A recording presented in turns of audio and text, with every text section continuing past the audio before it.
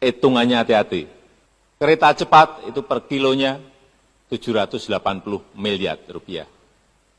Saya hafal karena saya tiap hari ke lapangan.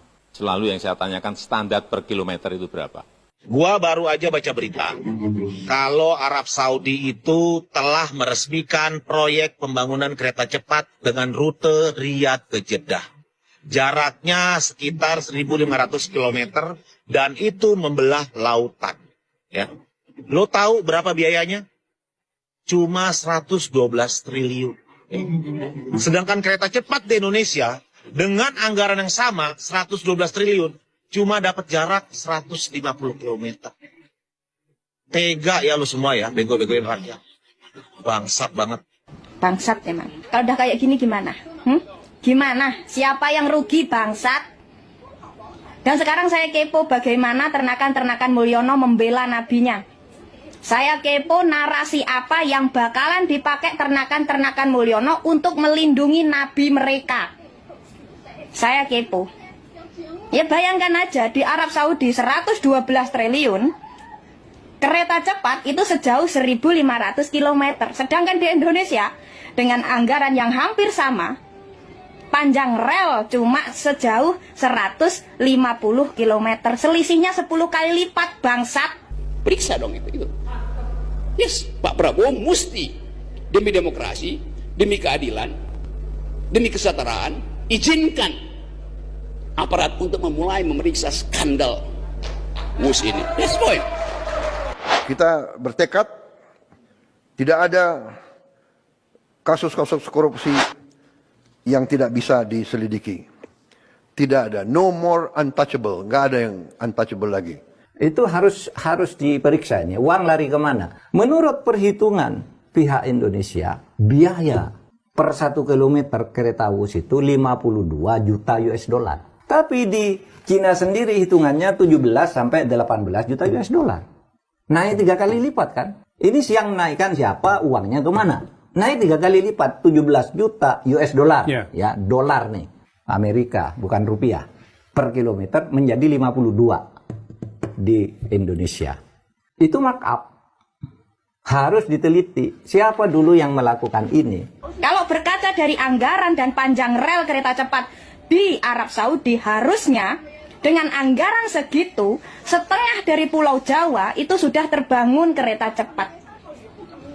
Tapi sialnya di tangan Mulyono dengan anggaran segitu besar, kereta cepat cuma terbangun Jakarta-Bandung. Itu pun nggak Bandung-Bandung banget. Nah, kalau Tom Lembong kemarin aja bisa divonis bersalah padahal tidak korupsi. Divonis bersalah hanya atas landasan kebijakan yang merugikan negara. Nah, sekarang harusnya di kasus kereta cepat ini, entah itu Mulyono, Luhut Binsar Panjaitan, atau Menteri Perhubungan pada saat itu, harusnya bisa divonis bersalah, bisa. Apa yang terjadi hari-hari ini? Di benak publik yang diingat bukan lagi makan siang gratis. Di benak emak-emak yang diingat bukan lagi perumahan rakyat. Yang diingat oleh BEM bukan lagi pendidikan gratis. Yang diingat adalah kapan Jokowi dihukum.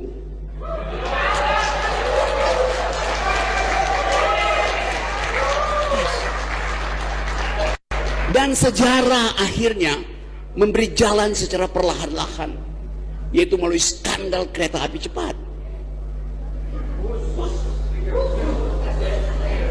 Jadi akhirnya kita harus kumpulkan energi untuk melihat hambatan psikologis kita adalah tidak mampu untuk mengucapkan ada yang salah selama 10 tahun sehingga kita miskin hari ini, sehingga demokrasi tidak tumbuh hari ini, sehingga BEM, mak-mak segala macam itu masih menggerutu hari ini.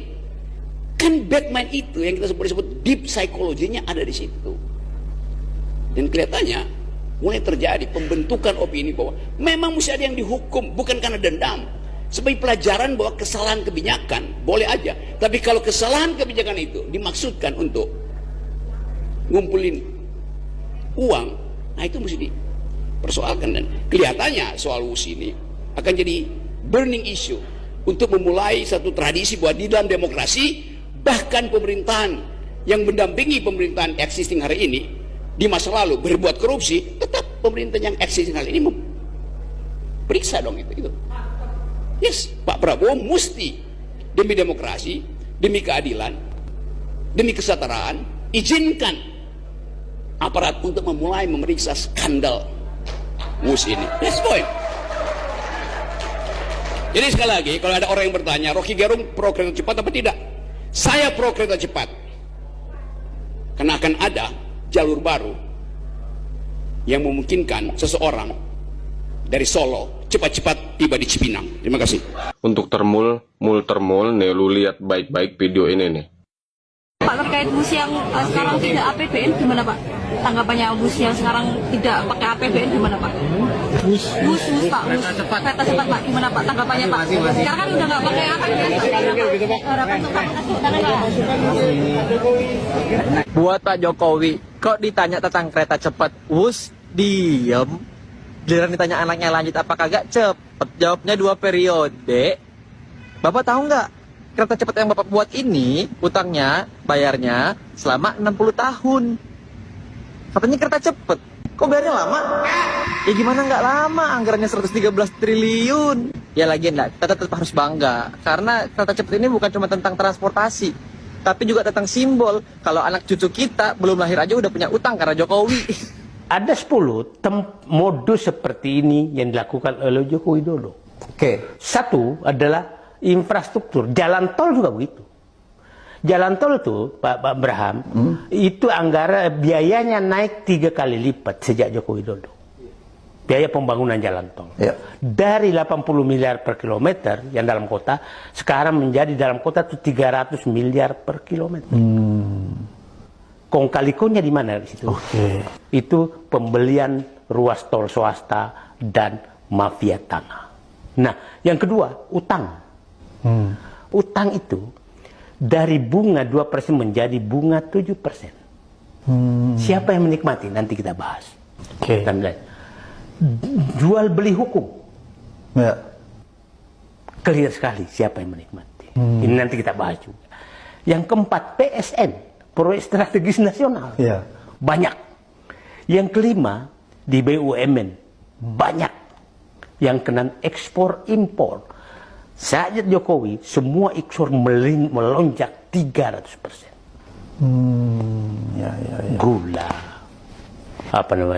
garam, beras, 300%. Yang kelima, tambang, ini begitu juga. Yang ke-8, pemberian izin lahan hutan selama Presiden Jokowi 6 juta hektar. Yang ke-9 adalah bantuan sosial. Bansos kan udah dibuka mulai kan, tapi nggak pernah diurus. Dan ke-10 adalah COVID. Ini semua proyek-proyek yang harus diperiksa oleh harus periksa. Nah, saatnya kita bahas satu demi satu di meja ini. Untuk kita supaya publik tahu apa yang terjadi di semua itu, modusnya seperti apa.